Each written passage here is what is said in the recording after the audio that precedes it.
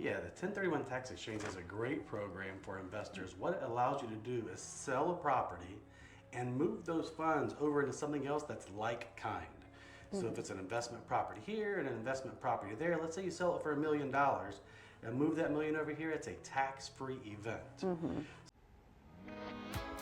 Welcome to Intentional Movement Corporation, where we discuss all things home and lifestyle, including real estate and personal development.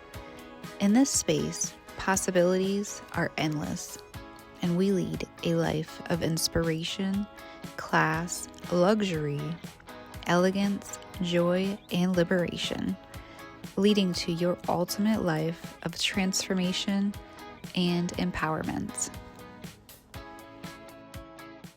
Would you like to spend zero and earn a substantial residual income every month?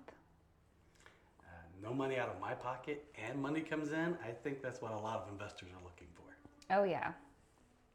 We will show you how to make that possible right in this video, so keep on watching. Hello everyone, thank you so much for joining us today. I have my broker here, Mike Hall, and I am so excited to have him on board with us as we talk about investment strategies and building wealth with real estate. Yeah, thank you. I love talking about building wealth. I feel like we don't help people buy and sell homes. We help people build wealth and give them the means to retire later. Exactly, and we hear about it all the time, but how do we do it? What are the strategies? I think there's lots of different strategies. Really the hardest part about investing in real estate is finding the deal. So we're going to talk a little bit about how to find off-market deals today, run some numbers, and make sure it makes sense for everyone. Perfect. Thank you so much, Mike. All right. So first, we're going to get into flipping homes. This is a pretty common one for investors, right, Mike? Yeah, I think most investors will go out there and flip a home. I always feel like you should take a look at each home separately and say, what is the best path for this? Should I buy it and hold? Should I flip? And really take a look at each one individually. Perfect. So what would you say is a deciding factor of holding one or flipping one? To me, I always take a look at the profit that I can make on flipping it first. And then I take a look at the area. Do I want to hold it long term? I see. So if I was buying something over closer to Intel, I might want to hold that for a longer period. So even though I can make the same amount of money on flip, I may hold it just a little bit longer and keep that one as a rental. Wonderful. And in case no one knows, what are the primary locations for Intel? Intel is going to be over near the New Albany, Johnstown area. It is going to be a very long project, but if you're looking to buy and hold long term, that's an ideal location. Absolutely. I completely agree. All right. So let's get into the 1031 tax exchanges and the pension plan, the self-employed pension plans. Can you tell me a little bit about how that works or what someone should know about that? Yeah, the 1031 tax exchange is a great program for investors. What it allows you to do is sell a property and move those funds over into something else that's like kind. So if it's an investment property here and an investment property there, let's say you sell it for $1 million and move that million over here, it's a tax-free event. So what we typically see is investors a lot of times start off with multifamily, and then they take that multifamily and once they've built it up, move it over via 1031 to a triple net commercial lease, because it is truly a lot more passive than single family or multifamily homes. Wonderful, wonderful. And I'm sure that would be very helpful for a lot of investors and people who are spending millions of dollars on real estate and worried that they're going to have to pay so much taxes. So, Yeah, I think the only time that you shouldn't do a 1031 tax exchange is when you're retiring, right? So when you finally take that money out, you can. But I see so many people get into a triple net lease where they're not responsible for anything. The tenant makes it, especially if they can find a franchisee, like Sheets is a good example. The local Sheets person will sign it, but then Sheets Corporation will sign it. So as an investor, you're going to get your money, and we see a lot of times they don't sell that and they will it to their children.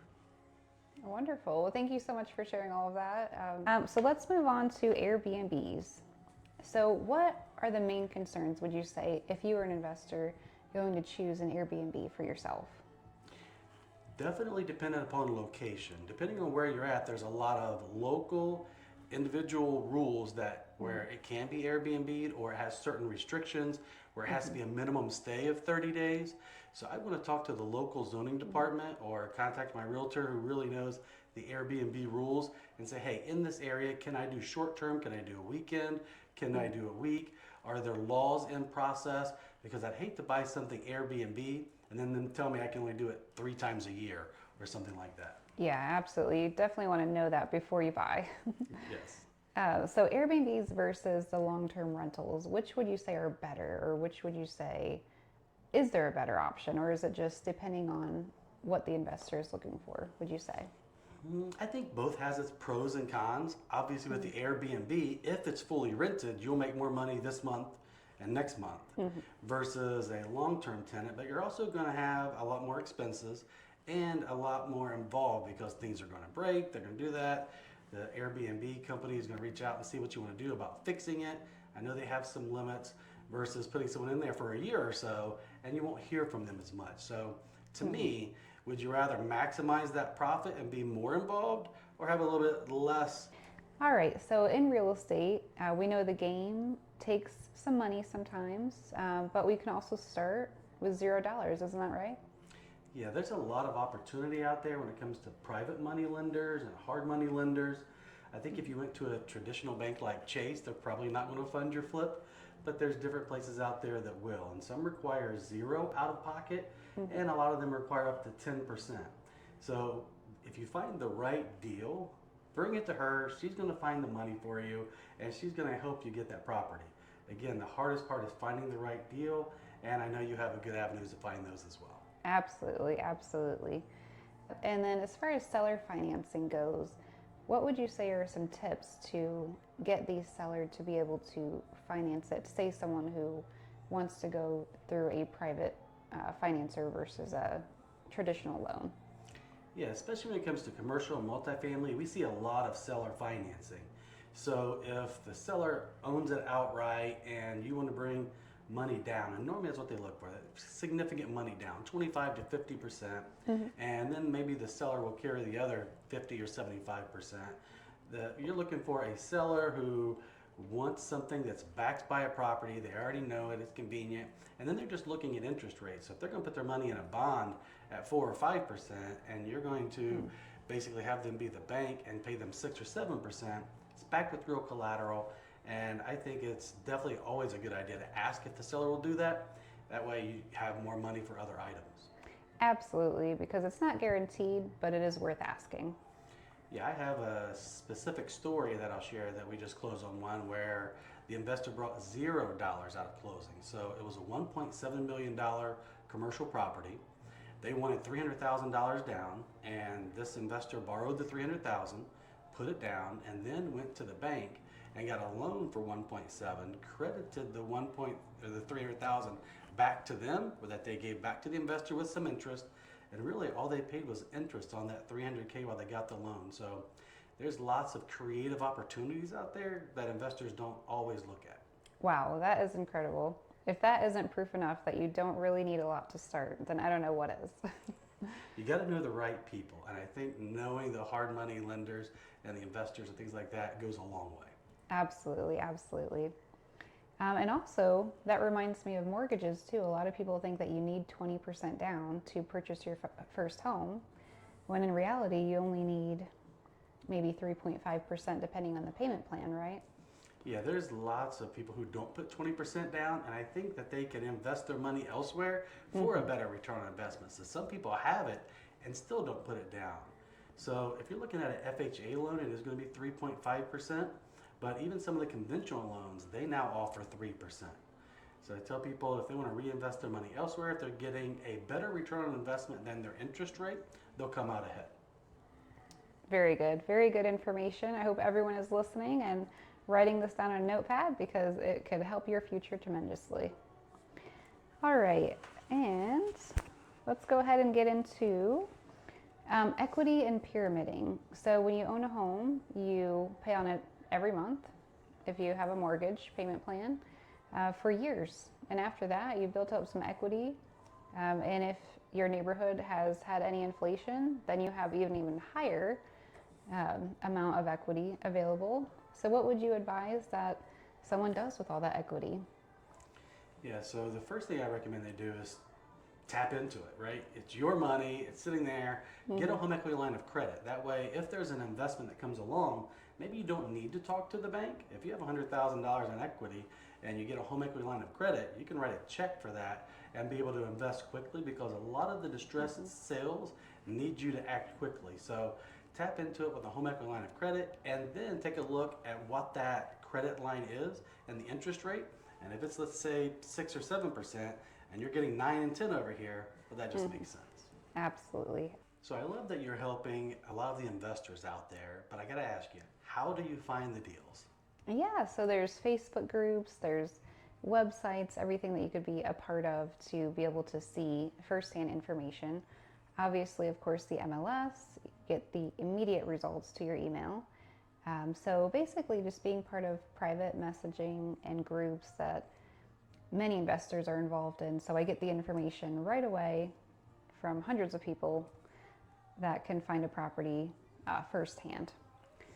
Yeah, the good deals do go quick. I've heard so many times that a buyer wanted to go take a look at it, and by the time they get there, it's already gone into contract. So I think you getting that information quickly and letting them get in there first is huge. Absolutely. I've always learned to be the first one there. If you have an appointment, make sure no one else is there until you've already been there. I do have one investor that purchased a few different properties, but one of his properties was a seller financing deal. And he had a perfect credit score. He could have easily gotten a bank loan, but he ended up doing a seller financing with the seller, and he used the money he was going to use for the property on another investment. So it worked out great for him. Yeah, he can get both of them, which is wonderful, and he still has that money in reserves in case another great deal comes along. So true. Can you tell me more about the self-employed pensions?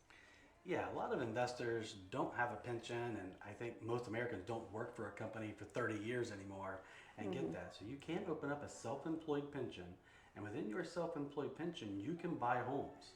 And it's a tax-free event, so when you buy a home, you buy it with your pension, it's within your pension, and all profits have to go into your pension. So there's a lot of investors that build up their own pension that way, including lending money out of it to be able to retire later also.